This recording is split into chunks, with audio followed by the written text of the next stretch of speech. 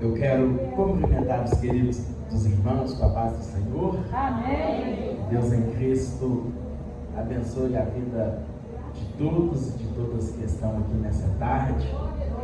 Quero convidá-los a abrir a palavra do Senhor na carta do Apocalipse. Apocalipse, capítulo de número 1. E nós vamos fazer leitura do texto que está no cartaz, que é o versículo de número 7. Apocalipse, capítulo de número 1, versículo de número 7. Onde a palavra do Senhor nos diz: eis que vem com as nuvens, e todo o olho o verá, até os mesmos que o transpassaram, e todas as tribos da terra se lamentarão sobre ele. Sim, amém. Agora vamos a Apocalipse, capítulo de número 3.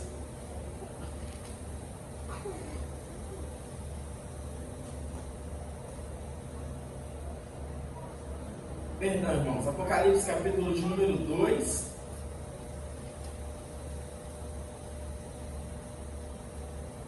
E nós vamos ler o versículo de número 24 adiante.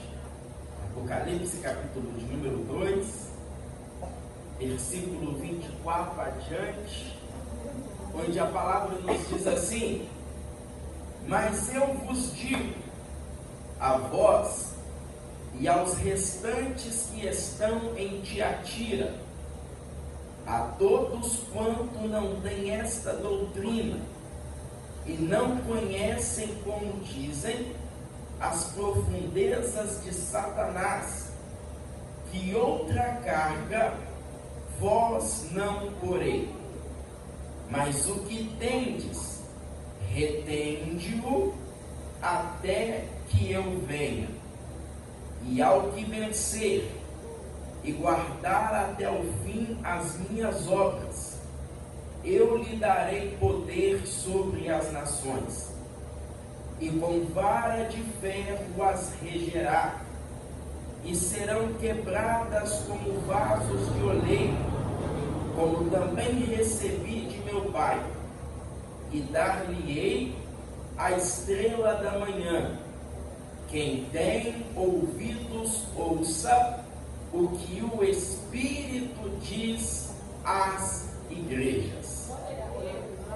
Quem tem ouvidos, ouça o que o Espírito diz às igrejas. Podem tomar assento. Queridos, o nosso tema é: Ele vem. Você está preparado? Porque de fato é certo que Ele vem. Mas enquanto Ele não vem, nós devemos nos preparar para o dia da sua vinda. Pois, como cantamos já há muitos anos, os sinais da sua vinda mais se mostram a cada vez. O nosso Rei, Ele vai voltar. O nosso Messias, Ele retornará. Essa verdade, confirmada nos primeiros capítulos e no último capítulo do Apocalipse, é uma verdade que foi confirmada por Ele, que foi confirmada pelos anjos no momento da sua ascensão ao céu.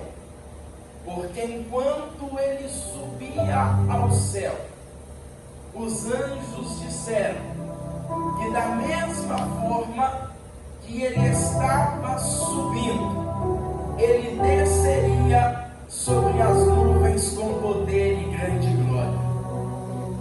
É interessante, irmãos, que as Escrituras, a Bíblia Sagrada, ela foi primeiramente escrita por um povo que é o povo hebreu. Esse povo era o povo detentor daquilo que Paulo chama de os primeiros oráculos de Deus. As alianças, os profetas, o próprio Cristo segundo a carne, era hebreu, israelita. E uma vez que as revelações de Deus foram dadas a esse povo detinha as promessas messiânicas. E isso chama por demais a minha atenção, porque na perspectiva dos judeus, na perspectiva rabínica, que vai surgir após a reconstrução do segundo templo, nos dias de Zorobabel e Josué, após esse período onde a nação foi castigada e então tornou-se fiel às Escrituras e à lei, observando os escritos, as profecias e as revelações, concluíram-se inumeráveis teses, mas entre as muitas teses confeccionadas pelaquele povo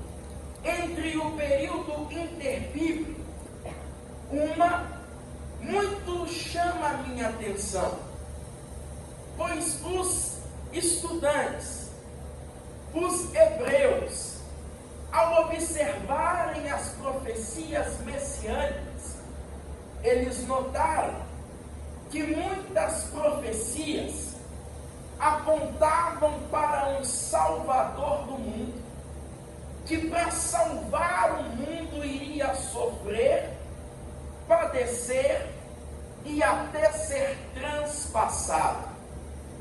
Eles observaram que algumas profecias apontavam para um Messias que seria levado como ovelha muda ao matadouro pela mão dos seus tosquiadores.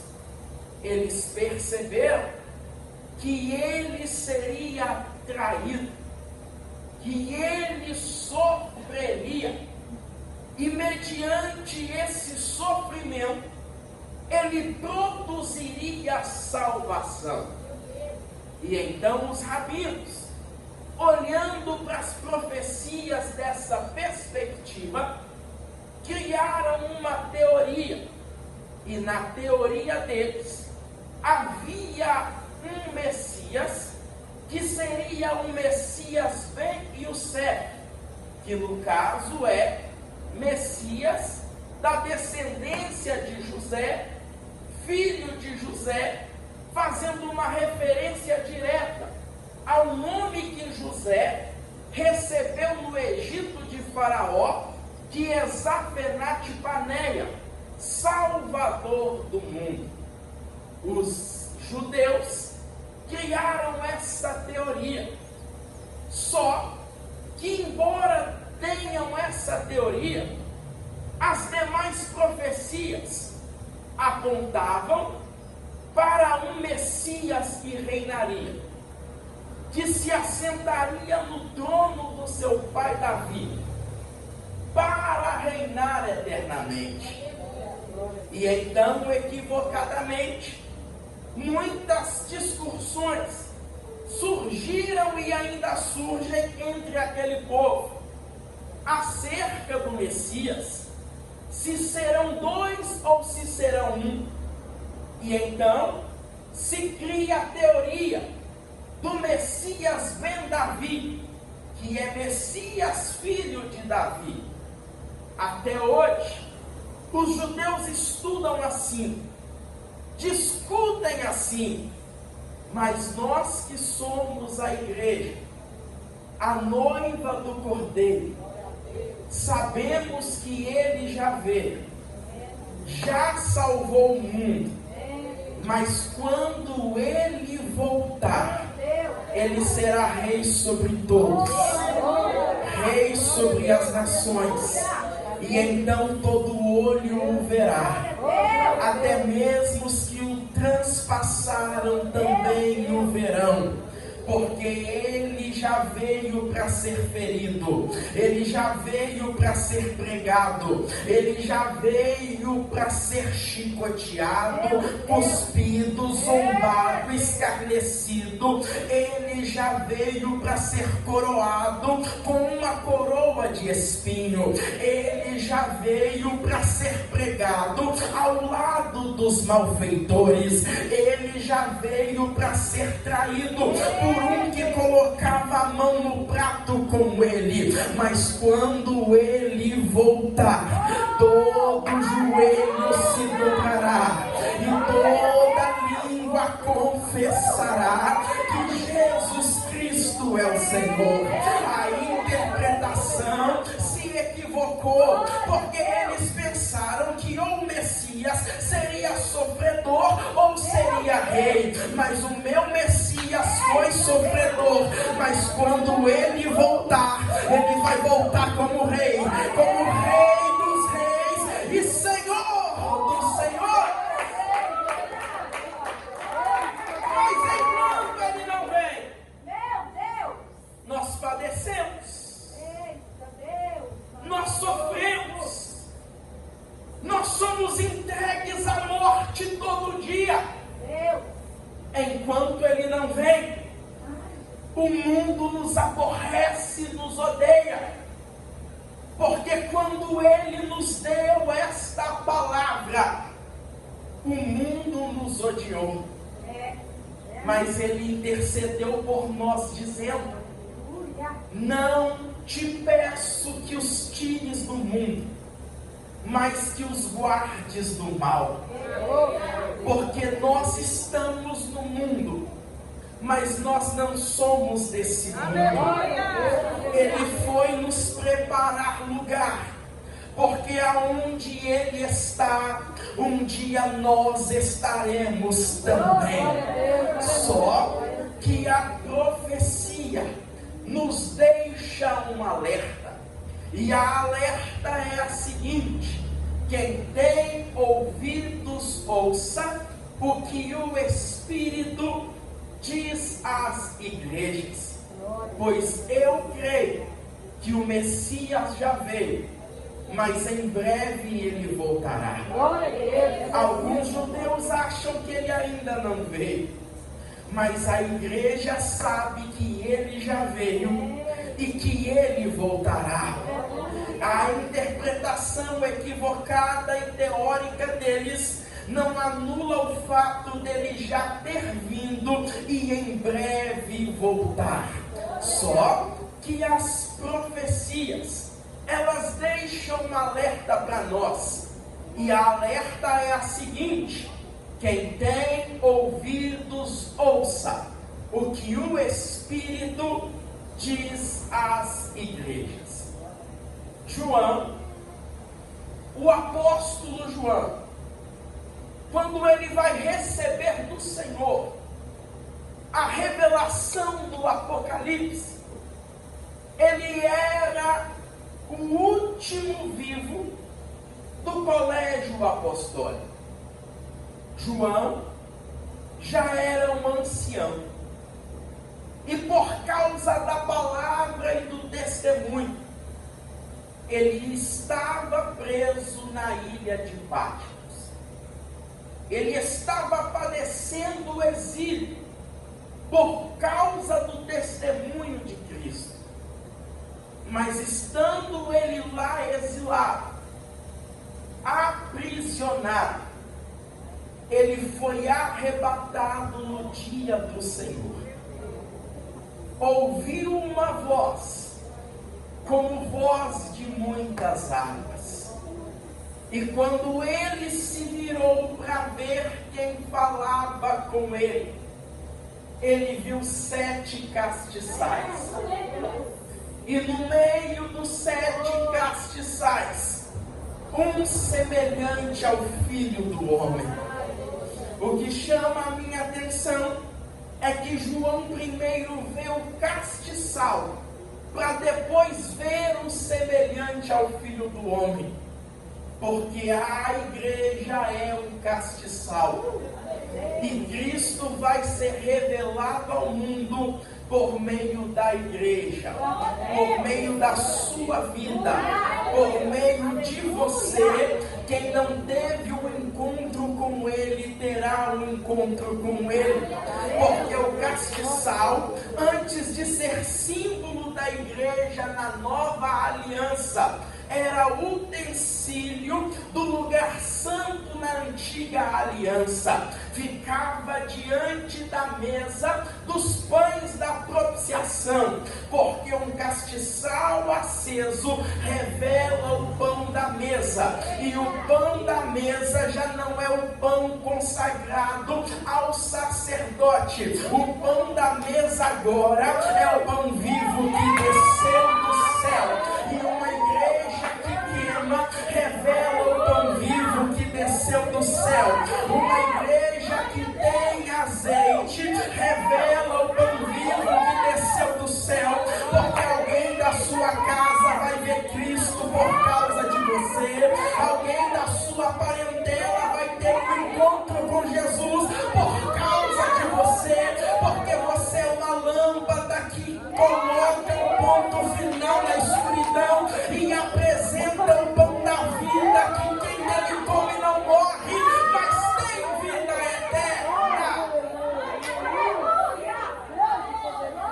A igreja é lâmpada, a igreja é luz, e toda luz nos tempos bíblicos não era fruto da tecnologia e da eletricidade.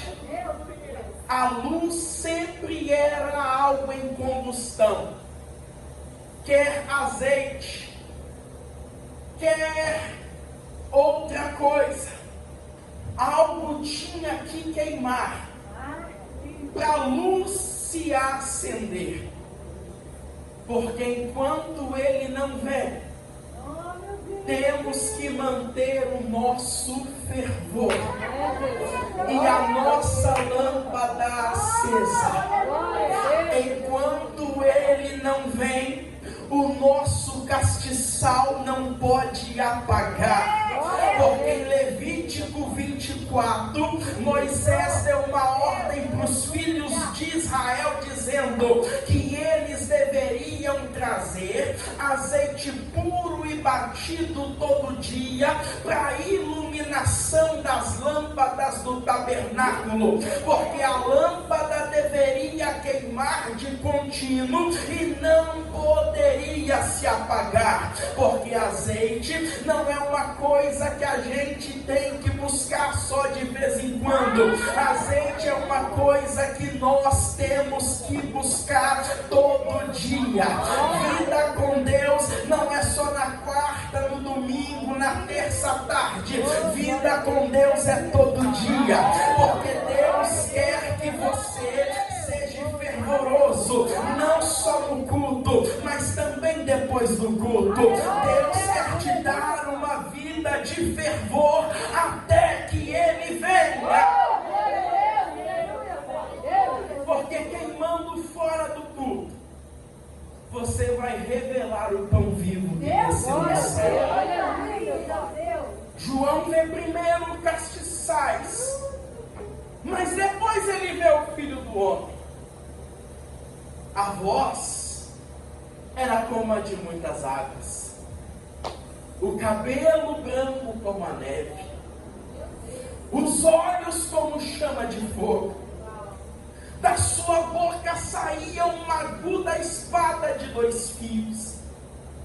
E ele vai dizer para João: escreve as coisas que brevemente vão acontecer.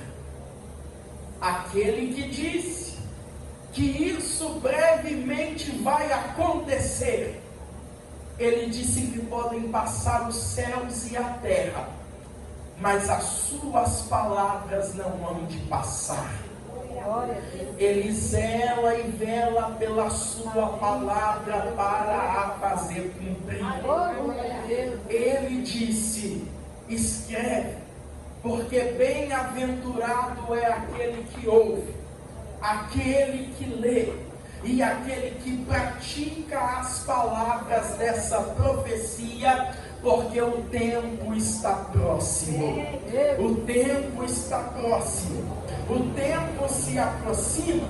E perceba que tudo que João escuta e vê está em Apocalipse, do capítulo 1 ao capítulo 21. Do capítulo 1 ao capítulo 21 está a revelação de Jesus Cristo, que Deus lhe deu para mostrar aos seus servos as coisas que brevemente devem acontecer. Mas no capítulo de número 2, nós vamos perceber que cada uma das 7 igrejas que seriam receptoras dessa carta, cada uma dessas 7 igrejas vai receber uma mensagem de Jesus. O noivo vai falar com a sua noiva, mas ele vai dizer: quem tem ouvidos, ouça o que o Espírito diz às igrejas. Porque tem igreja que se assemelha à igreja de Éfeso. Tem igreja com características de Esmirna. Tem igreja que se assemelha com Pérgamo, com Tiatira, com Sardes, com Filadélfia, com Laodiceia.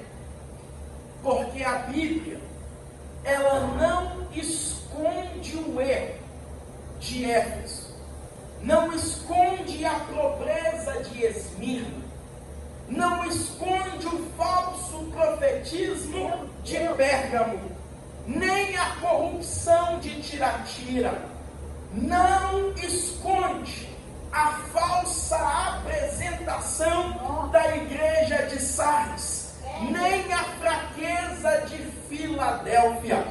Ela apresenta as nossas debilidades, as nossas dificuldades, porque Deus nos trata com transparência. Ele conhece as minhas obras, as suas obras, as nossas obras. Ele sabe onde nós somos aprovados e onde nós somos reprovados.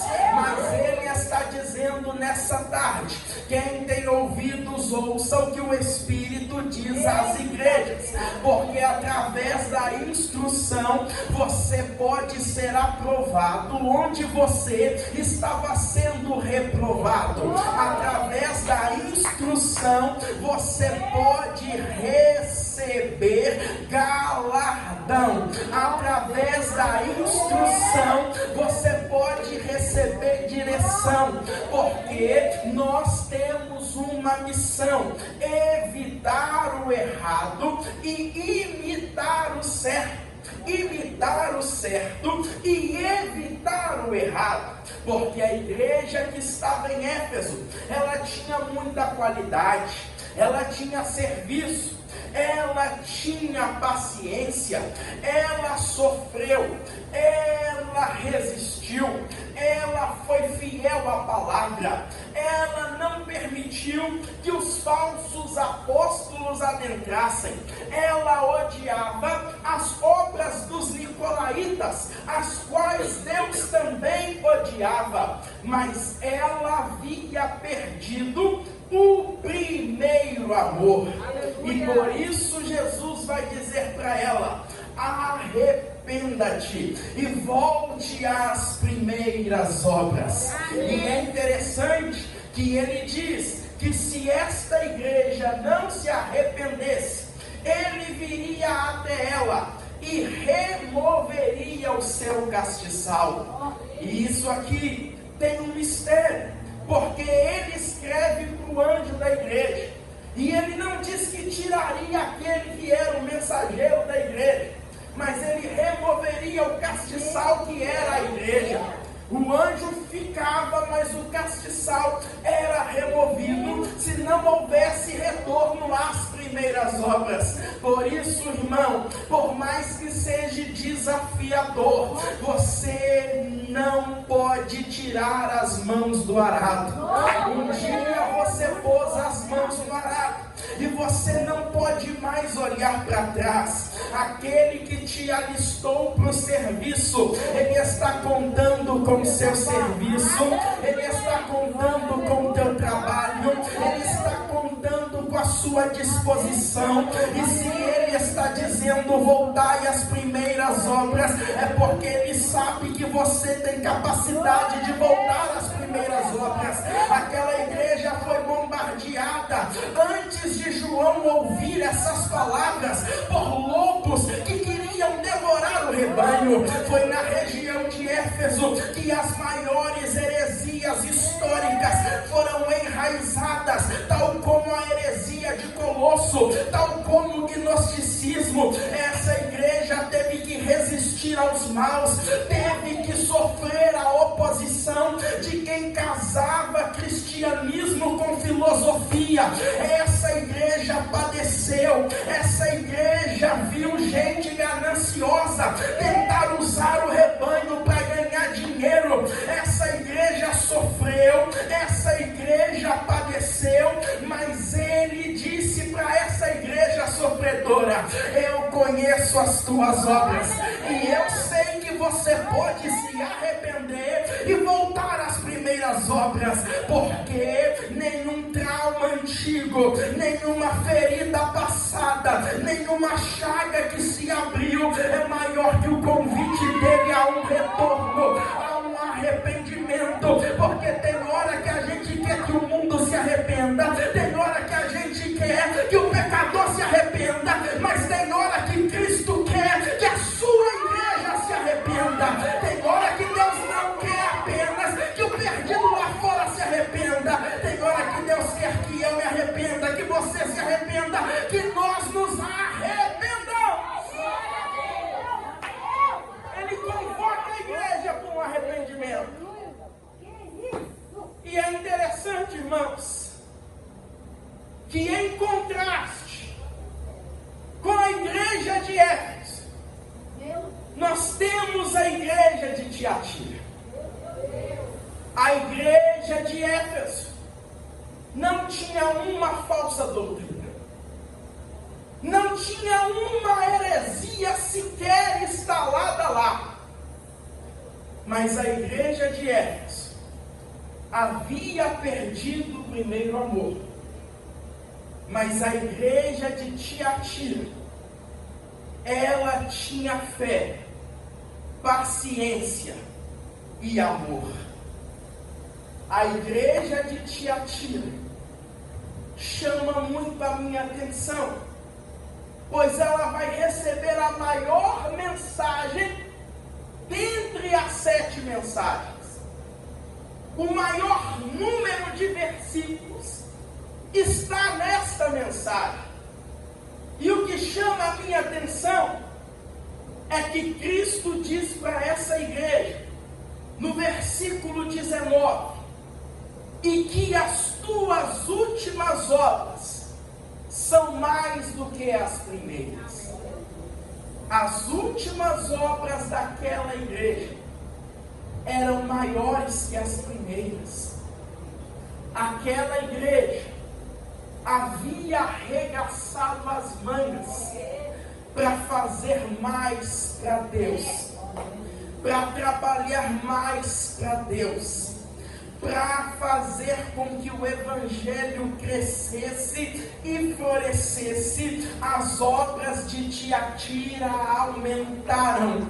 E eu quero dizer para você que o grande desafio é fazer com que as nossas obras aumentem, porque passa o tempo e a frieza bate na porta, passa o tempo e tem gente que se acostuma com o santo, se acostuma com o sagrado, se acostuma com o culto e até pensa que pode faltar culto para assistir jogo, para ficar em casa, para fazer uma comida diferente, porque o tempo passa e a gente vai se acostumando com a liturgia, se acostumando com todas as coisas, mas essa igreja é elogiada, porque as últimas obras dela eram mais numerosas que as primeiras, e se essa igreja conseguiu, a ADMV pode conseguir também.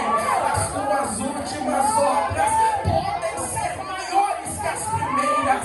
Eu não sei o tanto que você já orou, mas você pode orar mais. Eu não sei o tanto que Deus já te usou, mas Deus pode te usar mais. Eu não sei o nível da unção que você já recebeu, mas Ele ainda pode aumentar.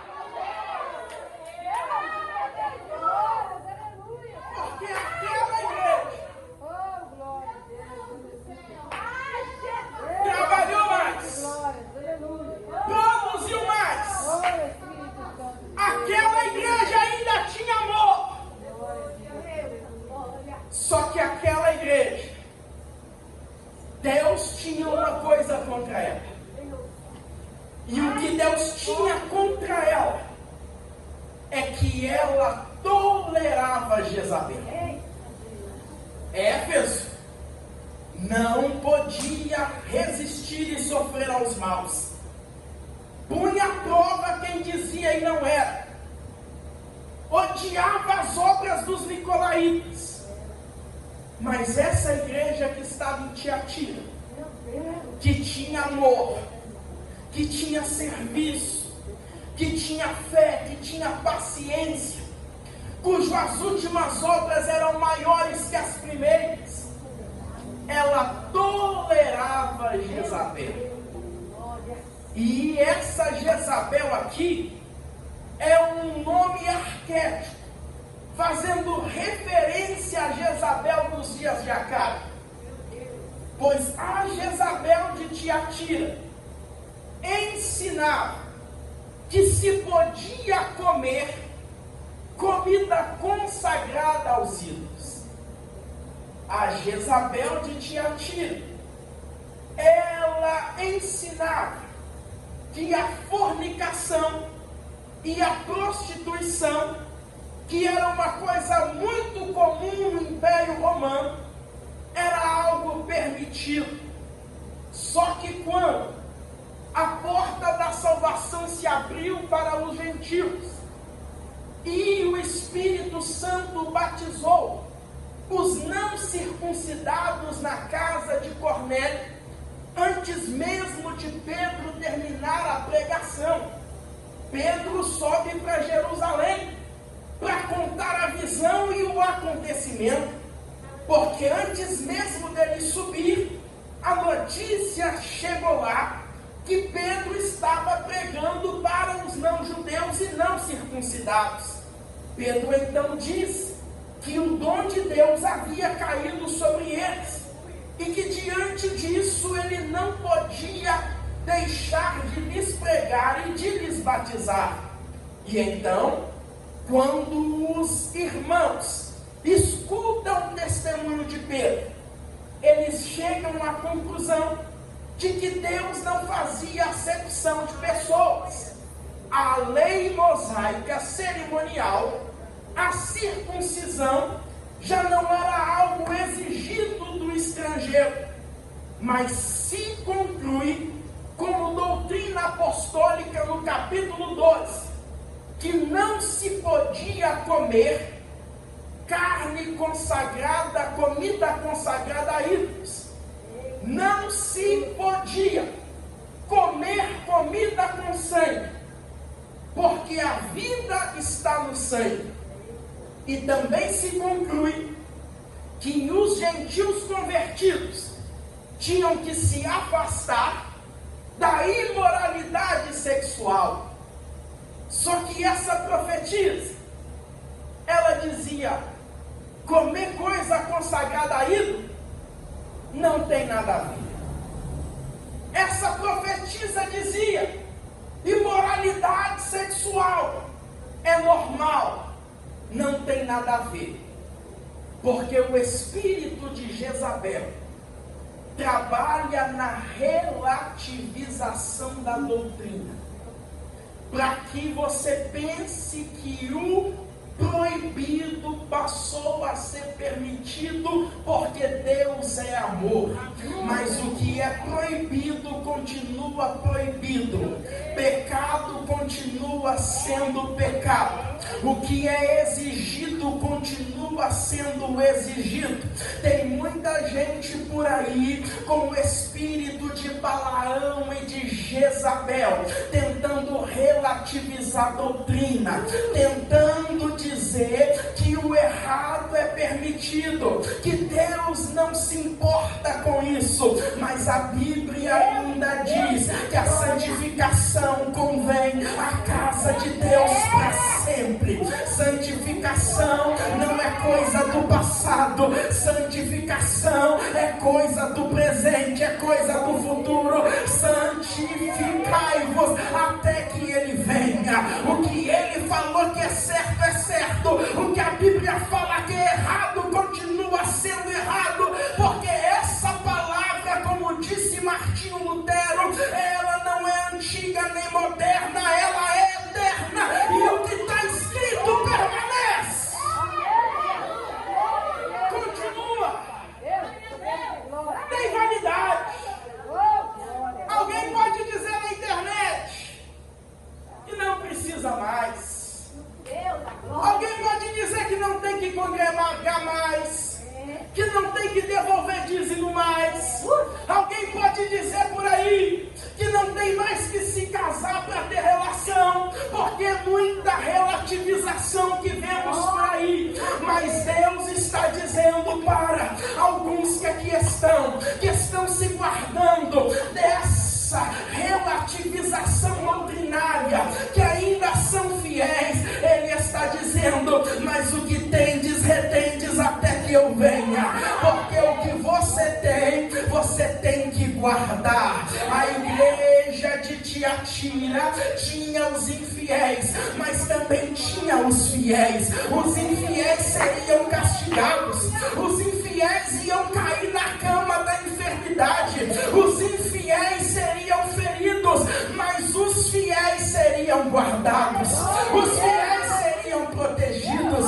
E é interessante que a promessa que Deus faz aqui é semelhante à promessa que Ele vai fazer para a igreja que estava em Filadélfia, porque a igreja de Filadélfia, ela não tinha força, mas mesmo tendo pouca força, ela guardou a fé, não negou o nome. E então Jesus disse: eu também te guardarei no dia da tentação que há de vir sobre a terra. Mas Ele continua e diz: guarda o que tens, para que ninguém tome a vossa coroa. Retenha o que você tem, guarda o que você já tem, porque você já tem adoração, então guarda a adoração. Você já tem vida santa, então continue santo. Você já tem fé, continue tendo fé. Não perca aquilo que você já tem, não perca aquilo que o céu já te entregou. Guarda o que você tem, porque Satanás quer roubar a sua coroa, quer tirar a sua recompensa, quer arrancar o seu galardão. Ele sabe que o tempo dele está próximo, ele sabe que ele já está condenado, ele está enfurecido e furioso, mas Deus está dizendo: guarda, porque eu guardo quem guarda, guarda, porque eu protejo quem protege, zela, porque eu sou zeloso por quem tem zelo. Porque enquanto Ele não vem, devemos ser zelosos. Enquanto Ele não vem, temos que confirmar os que estão para a morte. Porque tem muita gente como Sardes, tem nome de vivo, mas está morto. Mas você tem a palavra que pode confirmar, evitar a morte, porque você recebeu a palavra da vida, e você vai pregar a palavra da vida. Você vai entregar a palavra da vida até que Ele venha, porque Ele se apresenta como aquele que andava no meio dos 7 castiçais. E se Ele anda no meio dos 7 castiçais, eu tenho certeza que Ele está presente aqui nessa tarde. Ele está presente aqui nessa reunião. Só que algo chama a minha atenção, pois a última mensagem é para a igreja que estava em Laodiceia, e essa igreja era rica, essa igreja era de uma cidade que produzia colírio, essa igreja produzia tecidos de alto valor, se achava rica, não tinha falta de nada, e nessa sensação de não ter falta de nada, nem falta de Jesus eles sentiam, porque Jesus estava do lado de fora batendo e dizendo: eu estou à porta e bato. Se alguém ouvir a minha voz e abrir a porta, eu entrarei em sua casa e com ele cearei. Porque Laodiceia, ganhando, prosperando e crescendo, não tinha falta de nada, nem de Jesus. Mas que você entenda que sem Ele você nada pode fazer. Sem Ele você nada pode fazer. Você é dependente dEle, dependente da presença dEle.